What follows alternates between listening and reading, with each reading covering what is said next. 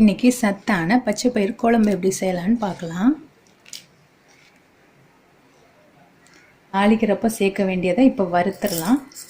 1 spoon கொத்தமல்லி, 1 spoon சீரகம், 2 காஞ்ச மிளகாய். இது வறுத்துடலாம். கருகாத அளவுக்கு லைட்டாக வறுத்தா போதும். இப்போ கலர் மாறிடுச்சு, இது போதும். இதை உரலில் போட்டு 1-2 தட்டி வச்சுக்கிடலாம்.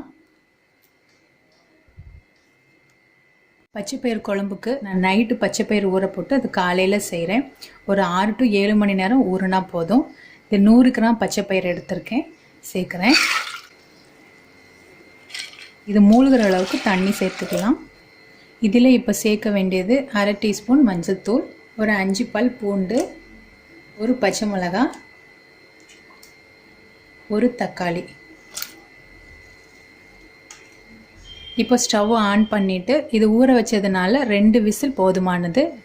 2 விசில் வச்சு இறக்கிடலாம். இப்போ 2 விசில் விட்டதுக்கப்புறமா ஏர் எடுத்துகிட்டு ஓப்பன் பண்ணிடலாம். கரண்டி வச்சு கடைஞ்சாலே ஈஸியாக மசிஞ்சிரும். மசிச்சாச்சு. இப்போ இதுக்கு தாளிப்பு கொடுத்துடலாம்.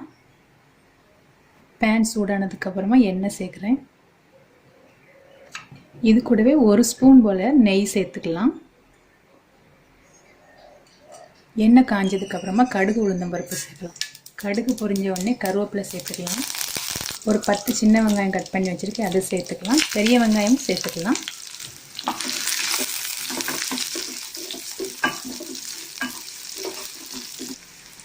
வெங்காயம் கொஞ்சம் பொன்னிறமாக வந்ததுக்கப்புறமா வறுத்து 1-2 பொடிச்சு வச்ச மசாலாவை இதில் சேர்க்குறேன்.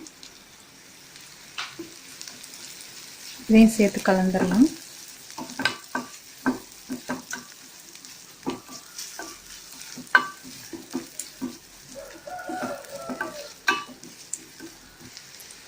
மசாலா போட்டு 1 நிமிஷம் ஆனதுக்கப்புறமா வேக வச்சு பாசிப்பயிரை சேர்த்துக்கலாம்.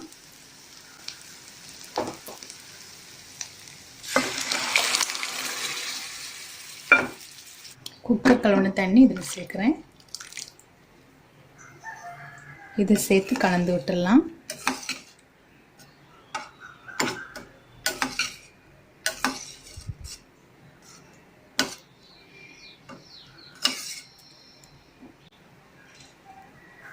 இந்த பச்சைப்பயிறு குழம்பு ரொம்ப சத்தான குழம்பு. இது இட்லி, தோசை, ரைஸ் இதுக்கெல்லாம் எடுத்துக்கலாம். இது கூட சைட் டிஷ் அப்பளம் இருந்தால் இன்னும் நல்லாயிருக்கும். இந்த மெத்தடில் செஞ்சால் குழந்தைங்களும் விரும்பி சாப்பிடுவாங்க. இப்போ உப்பு சேர்த்துக்கலாம். அதில் உப்பு சேர்த்து கலக்கி விட்டுடலாம்.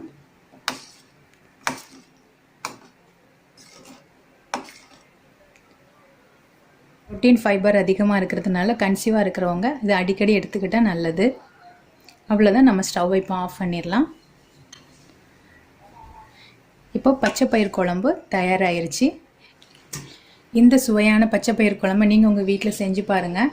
செஞ்சு பார்த்துட்டு உங்களுக்கு பிடிச்சிருந்துச்சுன்னா நம்முடைய சேனலை மறக்காமல் லைக் பண்ணி சப்ஸ்கிரைப் பண்ணுங்கள்.